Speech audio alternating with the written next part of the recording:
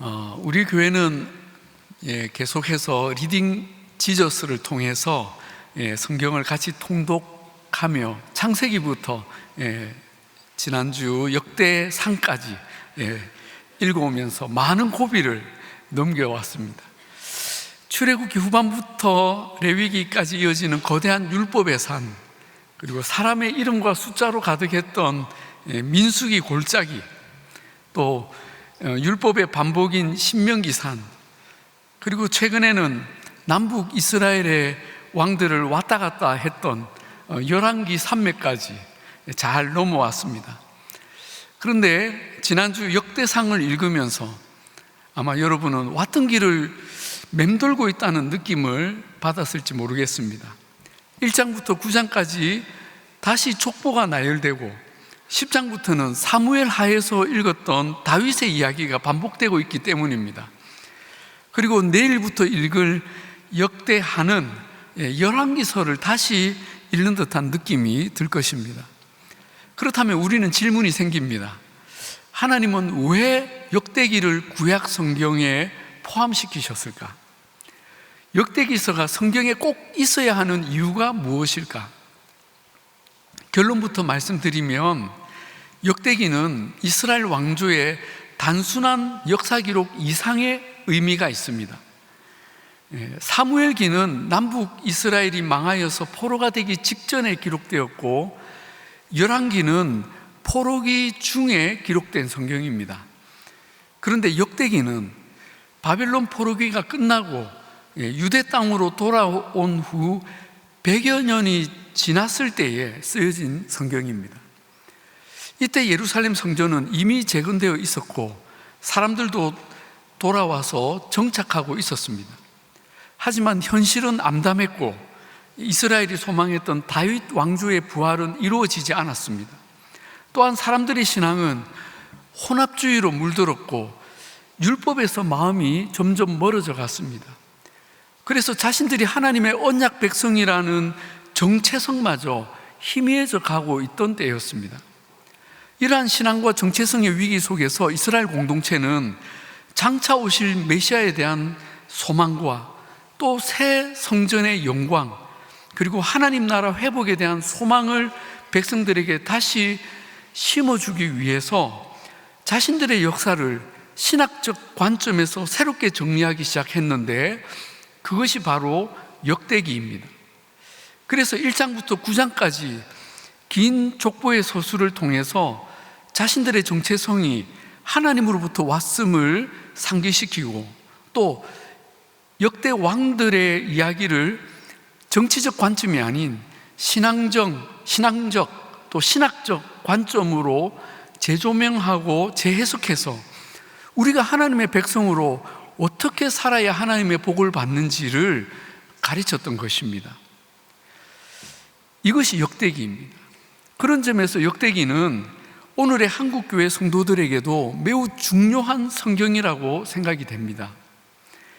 이 땅에 복음이 전파되고 교회가 세워진 지 140년이 지났지만 한국 사회 속에서 교회는 정체성과 사명이 희미해지고 오히려 암담한 현실 속에 점점 세속화되어가는 모습을 보이고 있습니다. 그래서 모두가 위기의식을 느끼고 있다는 것입니다.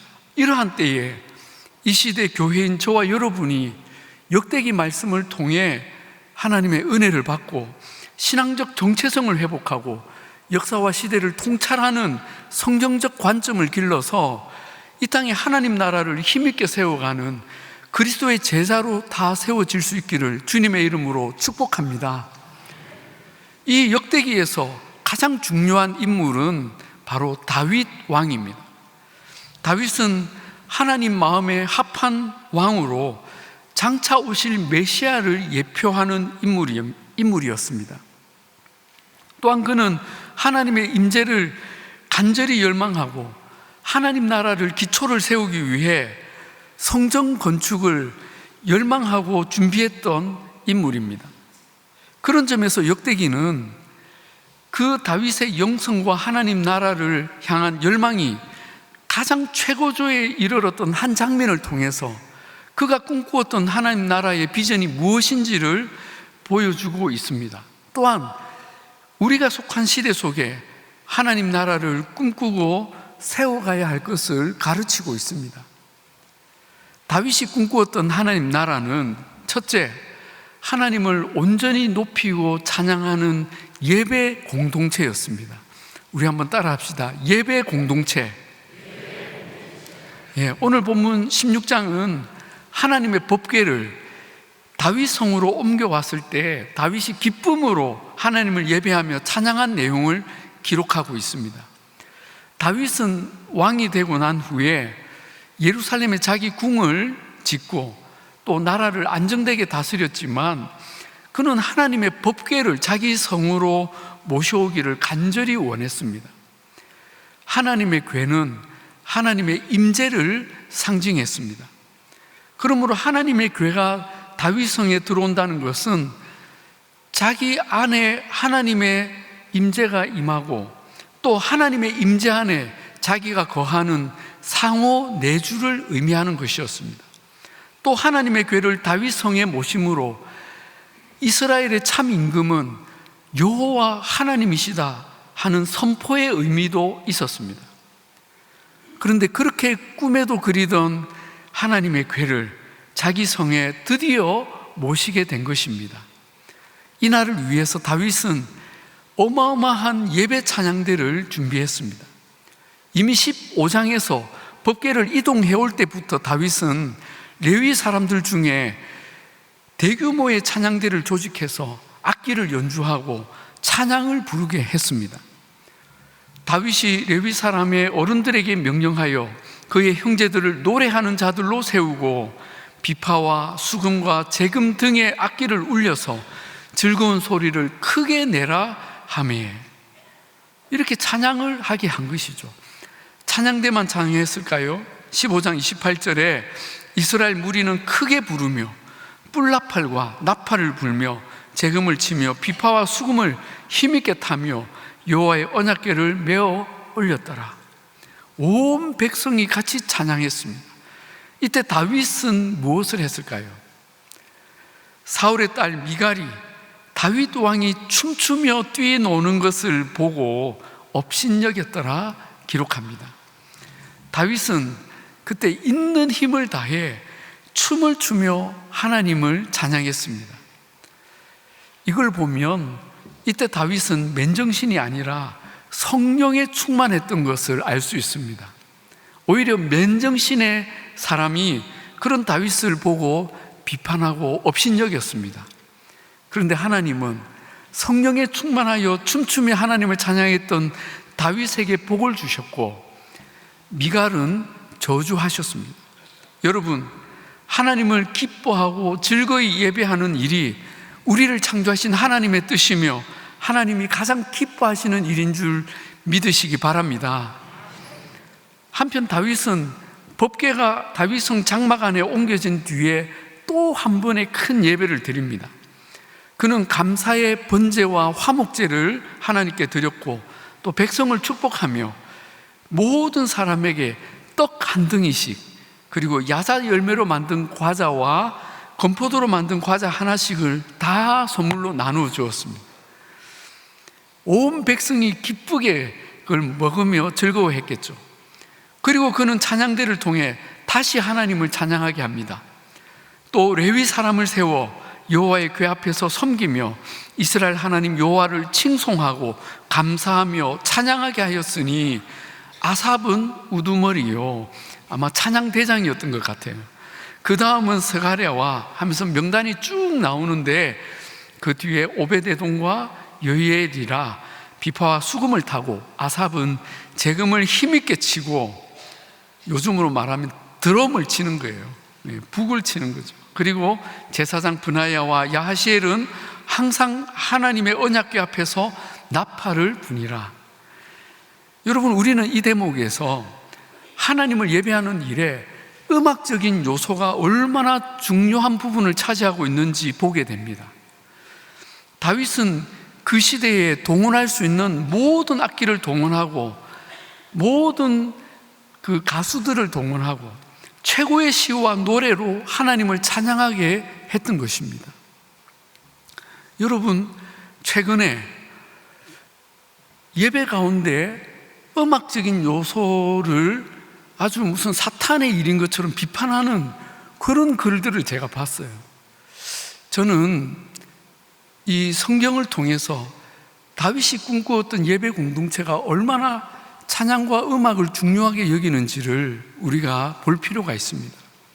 물론 예배 음악의 진실성과 생명은 성령의 임재와 영성의 깊이에 좌우됩니다. 그래서 예배 찬양을 섬기는 분들은 늘 성령 충만하고 영적 성장에 모든 노력을 다해야 합니다. 아울러서 음악적 요소가 우리의 예배를 깊은 자리로 인도하고 하나님을 영화롭게 하는 훌륭한 도구임을 인식하고 최고의 예배를 위해 최선의 음악적 노력도 중요하게 여기고 기울여야 합니다. 우리가 예배 때마다 우리가 경배와 찬양팀 또 찬양대를 통해서 얼마나 하나님의 임재와 은혜로 충만한 은혜를 경험합니까? 다윗도 그렇게 모든 음악적 요소를 사용해서 성령 충만한 예배를 드렸던 것이죠. 이처럼 다윗은 예배 공동체로서 하나님 나라를 꿈꾸었던 것입니다.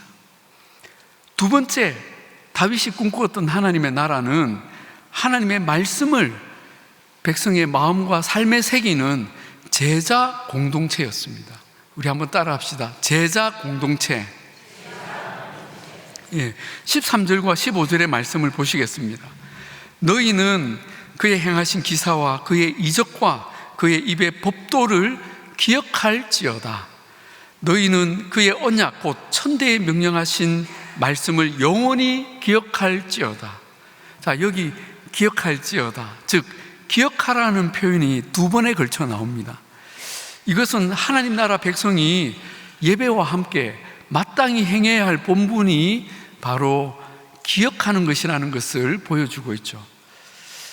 자, 그렇다면 이 기억하라는 의미가 무엇일까요? 하나님이 행하신 일, 그분이 보이신 기적, 그분이 명하신 법도를 기억하라, 하나님과 백성이 맺은 영원한 언약을 기억하라고 합니다. 이 기억하라는 표현은 단순히 머릿속에 암기하여 새기라는 말이 아닙니다.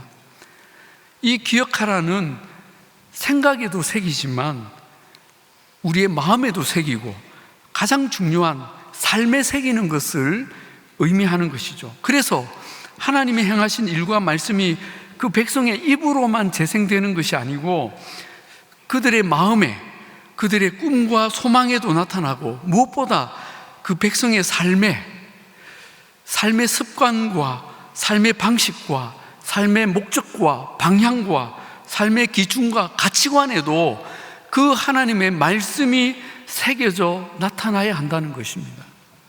여러분, 이것은 어떻게 해야 가능한 일일까요? 이 정도 되려면 하나님의 말씀을 끊임없이 읽고 듣고 암송하고 묵상하고 또 배우고 연구하고 자기 삶에 부단히 적용하며 말씀대로 살려는 노력과 공동체의 협조가 있어야 되는 것입니다. 그럴 때 하나님의 말씀이 우리의 머리에만 아니라 우리의 마음과 삶에 새겨지는 것입니다. 이것을 가리켜 우리는 훈련이라고 합니다. 즉 말씀의 사람으로 훈련하는 것이죠. 다윗은 이스라엘 공동체에 이런 말씀의 훈련이 일어나기를 꿈꾸며 노래했던 것입니다. 그리고 그 말씀의 훈련이 다음 세대 후손들에게도 계속 이어지기를 소원했습니다. 그리고 이것은 하나님의 꿈이기도 했습니다.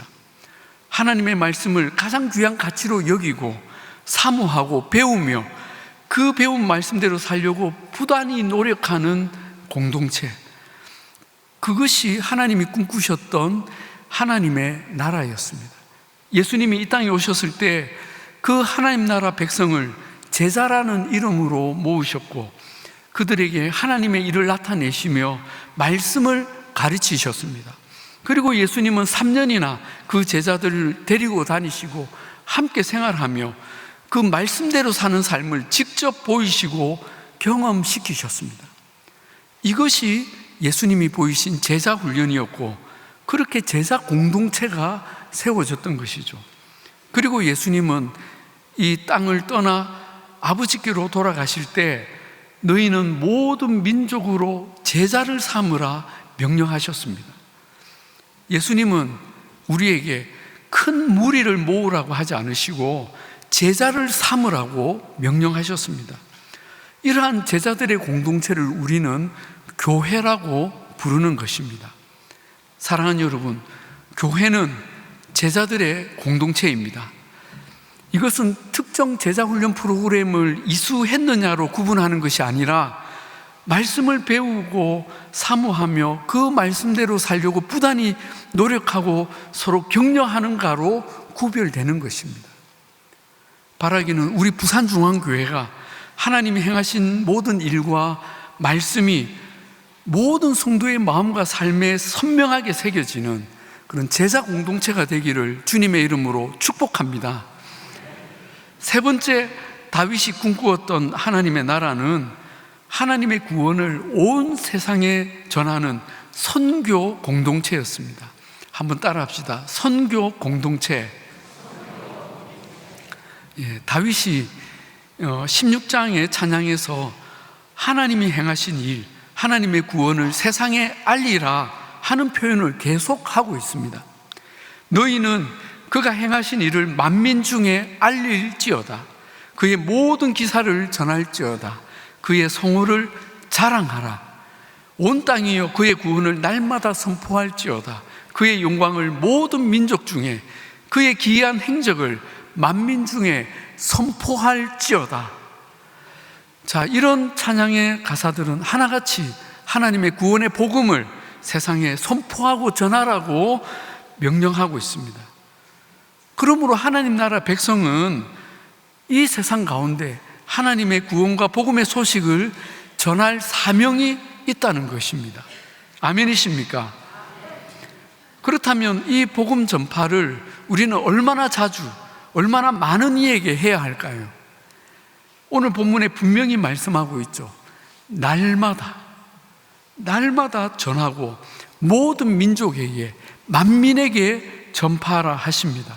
이것은 그 백성이 이 땅에 하나님의 나라로 존재하는 이유이기도 합니다. 그렇습니다. 하나님께서 이스라엘 백성을 가나안 땅에 살게 하셨던 이유는 하나님을 모른 채 우상을 섬기며 사는 그 세상 나라들 가운데 하나님의 주권과 통치를 선포하고 하나님의 율례를 가르치며 그들로, 그 이방 민족들로 하나님을 예배하는 민족이 되도록 인도하는 제사장 나라가 되라는 의미였습니다. 그렇다면 여러분, 오늘 신약시대 하나님 나라인 우리들도 이 사명은 동일한 줄로 믿습니다. 예수님도 그 제자들에게 너희는 예루살렘과 온 유대와 사마리아와 땅끝까지 이르러 내 증인이 되리라 하셨습니다. 사랑하는 여러분, 우리는 예수 그리스도의 제자들입니다. 아멘이십니까? 그렇다면 우리는 마땅히 예수 그리스도를 통해 나타나신 하나님의 구원을 온 세상에 전하며 그들로 하나님을 예배하게 하도록 할 사명이 우리에게 있는 것입니다.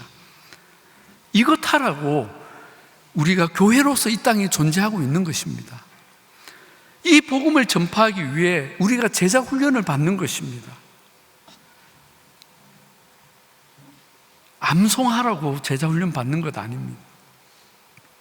그렇다면 우리는 과연 얼마나 전도를 위해 애쓰고 그 열매를 맺어가고 있습니까? 많은 분들이 전도에 대해 부담을 가지고 계신 것을 잘 압니다. 전도에 대해 여러 두려움이나 실패의 경험, 또 자신의 부족함을 호소합니다. 전도는 특별한 은사를 가진 분들이나 하는 일로 여기는 분들도 있습니다. 그러나 여러분, 우리가 절대 잊지 말아야 할 중요한 사실이 있습니다. 그것은 전도는 내가 하는 것이 아니라 나를 통해 하나님이 하시는 일이라는 사실입니다. 한번 따라 합시다. 전도는 나를 통해 하나님이 하신다. 그렇습니다. 하나님이 하십니다. 아멘이십니까? 오늘 본문을 잘 보시면 그의 구원을 만민에게 설득하라 하십니까? 아니에요. 그냥 전파하라 하셨습니다. 우리 중에는 나의 언어의 기술로 누군가를 잘 설명하고 설득해서 그가 마음의 감동을 받아서 예수님을 영접하고 회심하는 것을 전도라고 생각하는 분이 많습니다. 물론 그렇게 전도의 열매가 강력하게 즉각 나타나면 얼마나 좋겠습니까? 그런 경우가 있기도 해요. 그러나 훨씬 많은 경우에 전도의 열매는 나의 언어적 기술이나 설명, 설득과는 전혀 무관하게 나타납니다. 심지어 응답되는 시기도 내가 전혀 알 수 없는 경우에 나타납니다.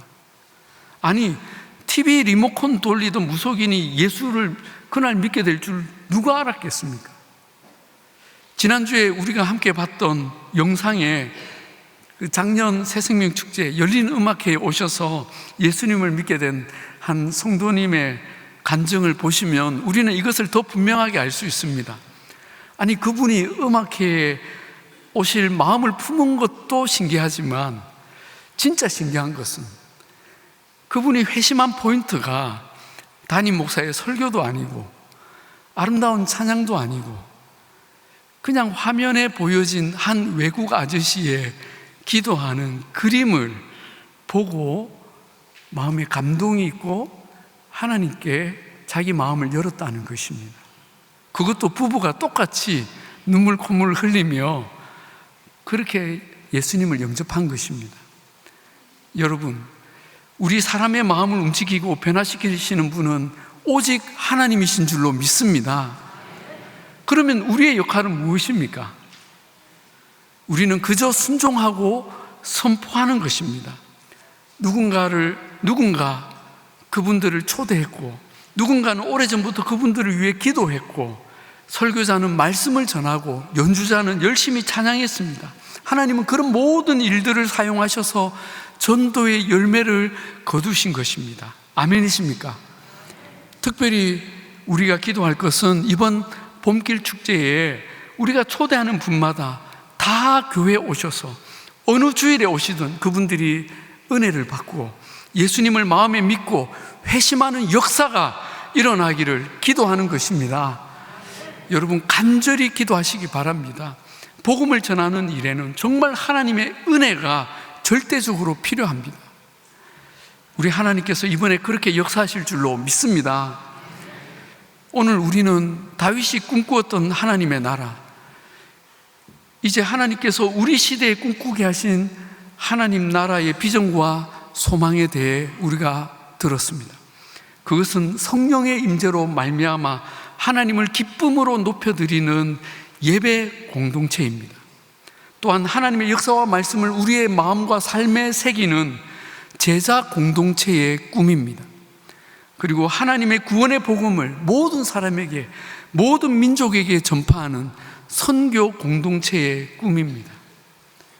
바로 우리 교회가 표방하는 네 가지 비전을 비전에 나타나 있는 공동체의 모습 아닙니까?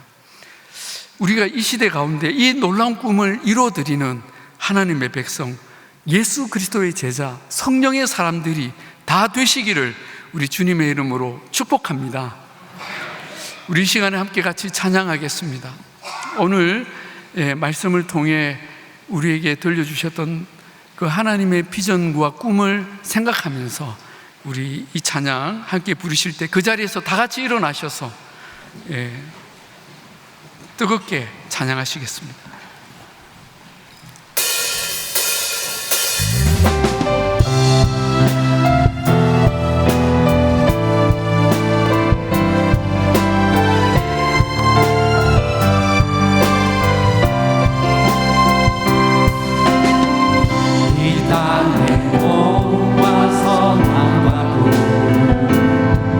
가득한 죄악 용서하소서.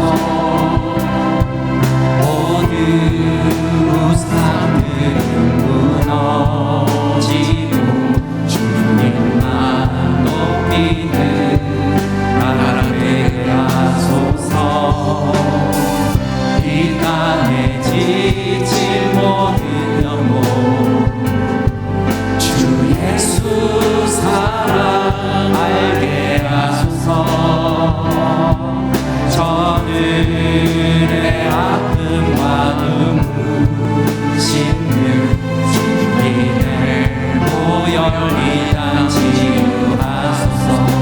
성령의 새바람, 성령의 새바람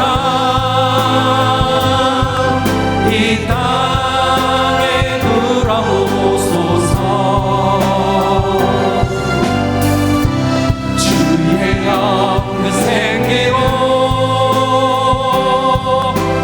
우리를 다시 살리사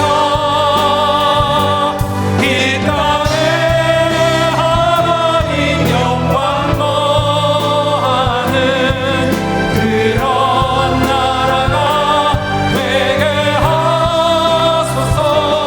열방에 하나님 영광 비추는 그런 나라가 되게 하소서. 한라에서 백두까지, 한라에서 백두까지, 백두에서 땅의 끝까지 주님 오신 길을 예비하며 주님만 섬기는 나라 되게 하소서. 이 땅에 주님 보혜 위에 하늘의 생기를 부어주소서. 아멘. 열방을 치유하는 주의 백성의 군대를 치유하는 주 백성